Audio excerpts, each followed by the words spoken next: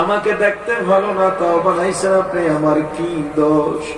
আমি তোতলাইয়া কথা বলি তাও তো আপনি বানাইছেন, আমার কি দোষ? ওগো আল্লাহ, গোলামের ঘরে পাঠাইছেন তাও তো আপনি পাঠাইছেন, আমার কি দোষ? ওগো আল্লাহ, আমার কণ্ঠ ভালো দেন নাই তাও তো আপনি দেন নাই, আমার কি দোষ? আমার রাসূলের কাছে থাকার মতো আমার অন্য কোন যোগ্যতা নাই। আমার এই আযাব দিয়া আমার রাসূলের পাশে আমি থাকতাম। ওগো আল্লাহ, তাও আমাকে কেন আপনি দূরে সরাই দিলেন? আমার রাসূলের কাছে আমি কেমনে থাকবো? সাহাবীরা এসে বলে, বেলাল আর কান্দা লাগবে না, আযান আর সে পৌঁছায় নাই, তোমার চোখের পানি সে পৌঁছে গেছে। ও বেলাল, আসো, আমার রাসূল তোমাকে ডাকে, আযান দাও। তুমি আযান না দিলে সূর্য উঠবে না।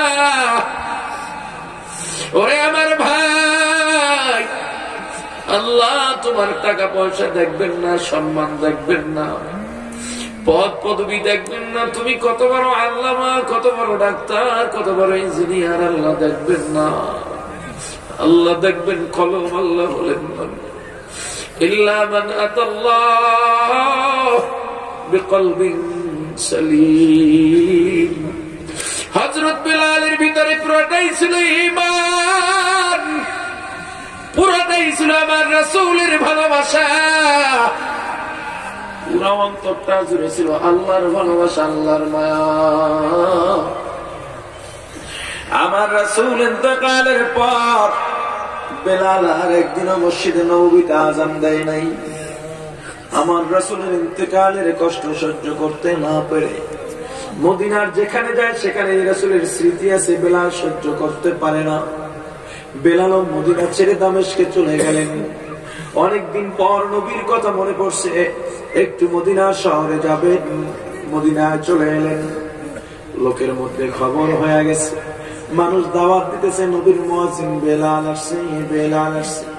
বেলাল কোথায়? মসজিদে নববীর সামনে বসে আছেন, চোখের পানি ছেড়ে কাঁদতেছেন। মানুষজন জমা হয়ে গেছে, সবার একটাই আবদার, ও ভাই বেলাল, একটু আযান দাও, তোমার আযান বড় মিস করতেছি। বেলাল বলে, আমার দ্বারা সম্ভব না, আমার দ্বারা সম্ভব না, আমি আর আযান দিতে পারবো না। ওঠো ওঠো ওঠো বিলাল, সময় বইয়া যায়,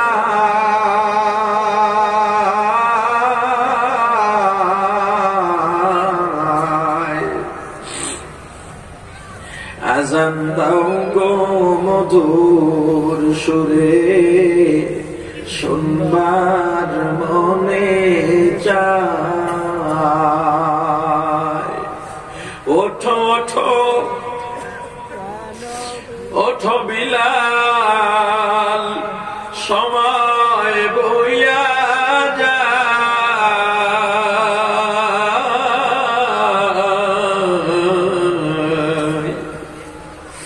আযান দাও গো মধুর সুরে, শুনবার মনে চায়। বেলাল বলেন, আযান দিলে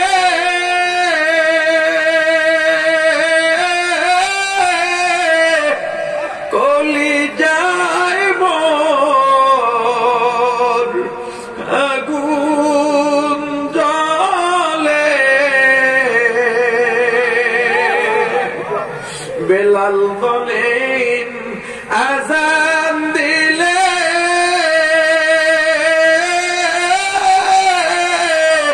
কলিজায় মোর আগুন জ্বলে। আমার আযান কে শুনিবে,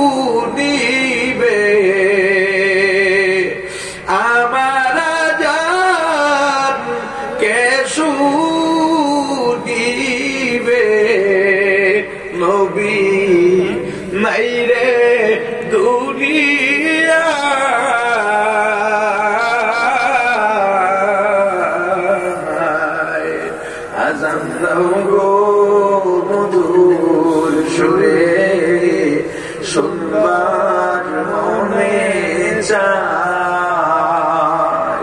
বেলাল আজান দেবে না, সবাই অনুরোধ করে ভাই বেলাল একটু আজান দাও। ইতিমধ্যে আমার রাসূলের প্রিয় নাতি হাসান হোসেন রাদিয়াল্লাহু তাআলা আনহু উপস্থিত হয়ে সালাম দিছে। ও চাচা বেলাল আসছো? কইছিলা নানারে হারাইছি, তুমিও হারায়া গেলা। তোমার শরীর থেকে আমার নানার গ্রাম পাওয়া যায়, তোমার আজানে, তোমার মুয়াজ্জিনিতে, তোমার ইকামতে আমার নানা ইমাম হয়ে নামাজ পড়াইছে। ও চাচা বেলাল, আমাদেরও মনে চায় একটু আজান দাও, আমরা শুনবো। নবীজির নাতিদের আবদার হযরত বেলাল ফলাইতে পারেন নাই। তোমার ধনী হওয়া লাগবে না, তোমার বড় লোক হওয়া লাগবে না, গরিব ভাই আমার, বড় লোকের বিল্ডিং এর দিকে তাকাইয়া আফসোস করিও না। তোমার টাকা লাগবে না, তোমার ক্ষমতা লাগবে না, একজন বেলাল হয়ে যাও, একজন কৃতদাস হয়ে যাও। তোমার কলবটারে আল্লাহর পছন্দের কলব বানায় ফেলাও। তুমি গরিব আছো, এটাই ভালো আছো। আমার রাসূল সবসময় দোয়া করেছেন, আল্লাহ আমাকে আপনি গরিবের সঙ্গে হাসর নাসর করায়েন। ও প্রাণের ভাই, বেলাল আজানে দাঁড়ায় গেছেন, চক্ষু দিয়ে টপ টপ করে পানি পড়তেছে। আল্লাহু আকবার, আল্লাহু আকবার বলে আর কাঁদে, আবার আল্লাহু আকবার বলে, এবার কান্না আরো বেড়ে যায়। আশহাদু আল্লা ইলাহা ইল্লাল্লাহ, কান্না আরো বেড়ে যায়। আশহাদু আল্লা ইলাহা ইল্লাল্লাহ, এবার কান্নার চোটে নিজের ঠোঁট দুইটা থরথর করে কাঁপে, আলফাজ আর বলতে পারে না, আজানের শব্দগুলো বলতে পারে না। যখনই বললেন আশহাদু আন্না মুহাম্মাদার রাসূলুল্লাহ, হযরত বেলাল আর নিজের স্থির রাখতে পারেন না, জমিনের মধ্যে লুটে পড়েছে। হযরত বেলাল শুধু কাঁদেন, কত কথা বলতে পারেন না। কোন হাদিসের ব্যাখ্যাকার বলেছেন হযরত বেলাল বেহুশ হয়ে গেছে, মানুষ সব হয়রান পেরেশান হয়ে গেছে। বেলালের কান্নায় সবাই কাঁদে। বেলাল যখন উঠে বসছেন, কোনো কথা নাই, শুধু নববীর দিকে তাকাইয়া তাকাইয়া কাঁদে। আমার রাসূলের মায়া এতটা ভেতরে, তুমি আমি সেই রাসূলের উম্মত, রাসূলের মায়া তোমার আমার অন্তরের মধ্যে নাই। আমার রাসূল যে ঈমানের দাওয়াত দিলেন, যে তাওহীদের দাওয়াত দিলেন, সেই তাওহীদও নাই, ঈমানও নাই। অথচ আমার রাসূল এই তাওহীদ আর ঈমানের দাওয়াত দিতে গিয়া, রিসালাতের দাওয়াত দিতে গিয়া তায়েফের ময়দানে কত কষ্ট স্বীকার করলেন। তায়েফের ময়দানে গেলেন, তায়েফের দুষ্ট কাফেররা ছোট ছোট ছেলে মেয়েদের লেলিয়ে দিল, এটা পাগল, মক্কার পাগল, এর পাথর মার। চতুর্দিক থেকে ছোট ছোট ছেলে মেয়েরা পাথর মারতেছে। আমার রাসূল ডানে তাকাইলেও পাথর, বামে তাকাইলেও পাথর। একবার চক্ষু বন্ধ করে অন্তর থেকে ভাবেন নাই পরিস্থিতিটা কি হয়েছিল। আমার রাসূল কতটা কষ্ট করছেন, আমার রাসূল কতটা কষ্ট করছেন, কতটা রক্ত ঝরাইছেন। চতুর্দিক থেকে পাথর, সামনে পিছনে ডানে বামে। নবীজির খাদেম জায়েদ সঙ্গে ছিলেন, সেও রক্তাক্ত। একবার ডান দিকে যায় আর একবার বাম দিকে যায়, জায়েদ সামনে পিছনে দৌড়ায়। একজন মানুষ কয় দিকে যাবে? ডান দিকে গেলে তার গায়ে পড়ে, এদিকে তিন দিক থেকে আমার রাসূলের গায়ে পড়ে। বাম দিক গেলে জায়েদের গায়ে পড়ে, বাকি তিন দিক থেকে আমার রাসূলের গায়ে পড়ে। পেছনে গেলে জায়েদের গায়ে পাথর পড়ে, সামনের তার ডান বামে রাসূলের গায়ে পড়ে। এভাবে করতে করতে আমার রাসূল রক্তাক্ত, জায়েদ রক্তাক্ত। রাসূলের শরীর থেকে রক্ত স্রোতের মতো, তুফানের মতো পড়তেছে।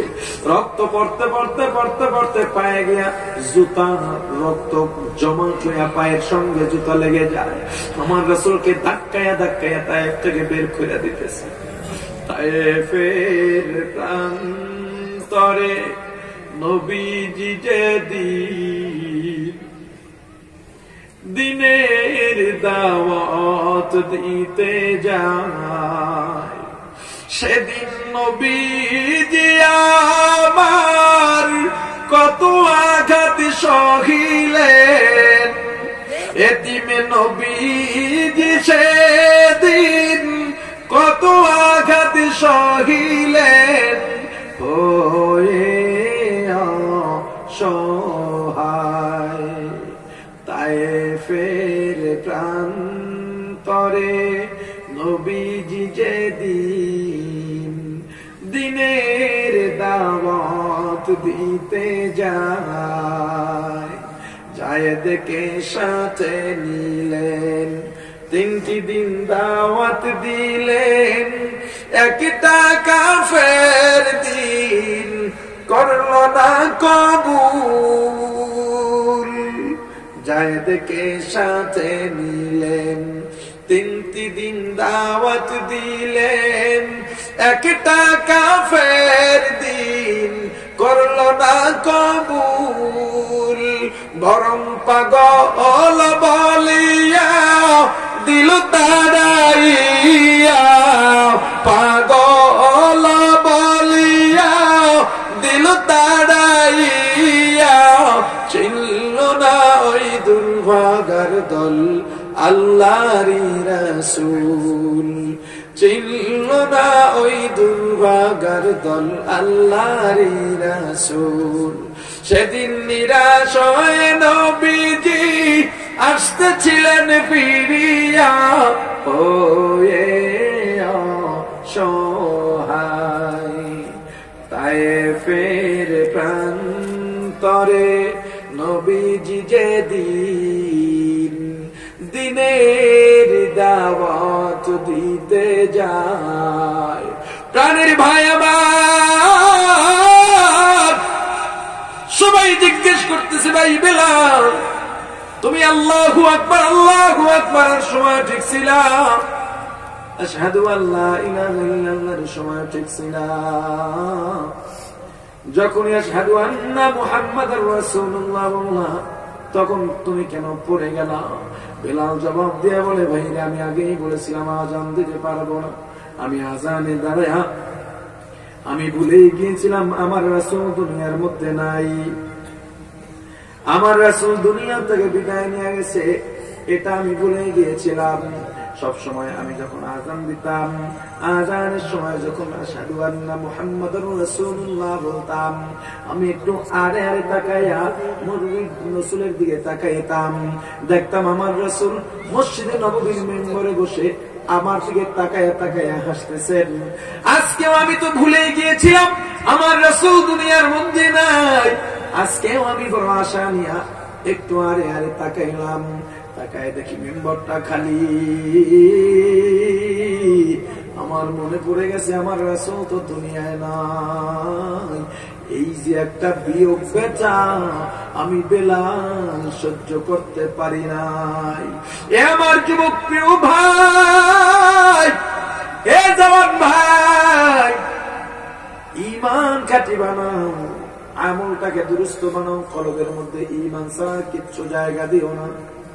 কলবের মধ্যে তোমার গুনাহগুলো সব ঝেড়ে ফেলো, কলবের মধ্যে শুধু আমল আর ঈমান ইখলাস তাকওয়া ঢুকায় দাও। আল্লাহর কাছে সব সময় দোয়া করো, আল্লাহ আমার ঈমানকে দুরুস্ত রাখেন, আমার টাকা লাগবে না, পয়সা লাগবে না, আমার সম্পদ লাগবে না, কিচ্ছু লাগবে না, আমি শুধু চাই একজন কৃতদাস বেলালের মতো আপনার কাছে প্রিয় হতে। আল্লাহ আমাদের সবাইকে কবুল করেন, বলেন আমিন। আরো জোরে বলেন আমিন। আলোচনা করেছি, আলোচনায় যত ভুল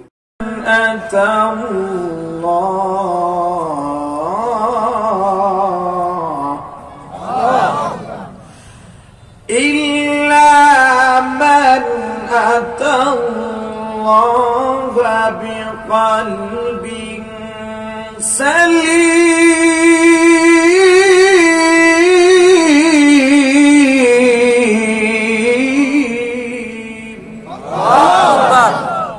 ইকরামের পক্ষ থেকে বলে যায়, ওলামায়ে কেরামের বিরুদ্ধে বলে লাভ নাই, মসজিদের খতিবের বিরুদ্ধে বলে লাভ নাই, বরং তোমাদের চোখের মধ্য থেকে রং বেরঙের চশমা নামাও, দেখো আসলে এই ইসলামের মধ্যে শান্তি। হে আমার যুবক প্রাণের ভাই, একই সঙ্গে সিনেমায় যাইতা, একই সঙ্গে যাত্রায় যাইতা, একই সঙ্গে তোমরা গান শুনতা, সার্কাসে যাইতা, খেলা দেখতা, গান শুনতা। ওরে ভাই গো, হঠাৎ করে তোমাদের মধ্য থেকে একটা ভাই উজানি চলে গেল, চরমায় চলে গেল, তবলিগে চলে গেল, এখন এসে আগের মতো তোমার সঙ্গে সিনেমায় যায় না, যাত্রায় যায় না, গানের আড্ডায় যায় না, সার্কাসে যায় না, বরং মসজিদে আজান হলেই মসজিদে দৌড় দেয়। ব্যাপারটা কি পরিবর্তন কেন হলো জানো? ওলামায়ে কেরামের সোহবতে গিয়া, পীর বুজুর্গ মুত্তাকির সোহবতে গিয়া চোখে যে আগে চশমা ছিল চশমা পড়ে গেছে, কোরআন সুন্নাহর নূরের চশমা চোখে উঠে গেছে। এখন দেখে আজানের পরে নামাজের মধ্যে গেলেই শান্তি। हकीकत से तो दुनिया बेखबर है, दुनिया की नुमाइश पर नजर है। नमी गुयम के आज दुनिया जुदा बाश, बहर कारे के बाशिबा खुदा बाश। सिस्ते दुनिया आज खुदा गाफिल बुदा, कमाशो नुकरा हो फर जिंदजान। दुनिया में हो दुनिया का तलबगार नहीं हो, दुनिया में हो दुनिया का तलबगार नहीं हो, बाजार से गुजर हो खरीददार नहीं हो, बाजार से गुजर हो खरीददार नहीं हो। जागा जिला गाने के दुनिया नहीं है, जागा जिला गाने के दुनिया नहीं है। ये इबरत की जाहे तमाशा नहीं है, ये इबरत की जाहे तमाशा नहीं है। प्राणेर भाई আমার, এতক্ষণে বুঝলাম ইসলামে ঢোকা লাগবেই লাগবে। ইসলামের পরিচয় না জানলে ইসলামে ঢুকবো কিভাবে? ইসলামে ঢুকতে বলছেন কে? আওয়াজ দিয়ে বলেন কে? ইসলামের ব্যাখ্যা দিয়েছেন আমার রাসূল। রাসূল বলেন ইসলাম বুনিয়াল ইসলাম আলা খামস, ইসলাম পাঁচটা জিনিসে পূর্ণ হয়। কয়টা জিনিস? জোরে বলেন, আওয়াজ দিয়ে বলেন, কয়টা জিনিসে পূর্ণ হয়? এক নম্বরে দুইটা সাক্ষী, দুই সাক্ষীর এক সাক্ষী শাহাদাতু আল্লাহ ইলাহা ইল্লাল্লাহ, তাওহীদের সাক্ষী দিতে হবে, আল্লাহ ছাড়া কোনো ইলাহ নাই, আল্লাহ ছাড়া কোনো মাবুদ নাই, লা ইলাহা ইল্লাল্লাহ। দুই নম্বরে সাক্ষী ওয়া আন্না মুহাম্মাদান আবদুহু ওয়া রাসূলুহু, মুহাম্মাদুর রাসূলুল্লাহ। দুই নম্বর সাক্ষী রিসালাতের সাক্ষী মুহাম্মাদুর রাসূলুল্লাহ সাল্লাল্লাহু আলাইহি ওয়াসাল্লাম, আল্লাহর পাঠানো পয়গম্বর রাসূল, সত্য নবী, শেষ নবী। আমার রাসূলের পরে আর কোন নবী আসবে না। আমার নবীর পরে কেউ যদি নবী দাবি করে ওইটা কাফের। ওই নবীকে যারা নবী বলে মানবে ওরাও কাফের। ওই নবী আর নবীর উম্মতকে যারা কাফের বলবে না ওরাও কাফের। কাদিয়ানি কাফের, কাফের বলেন নাই কোন কম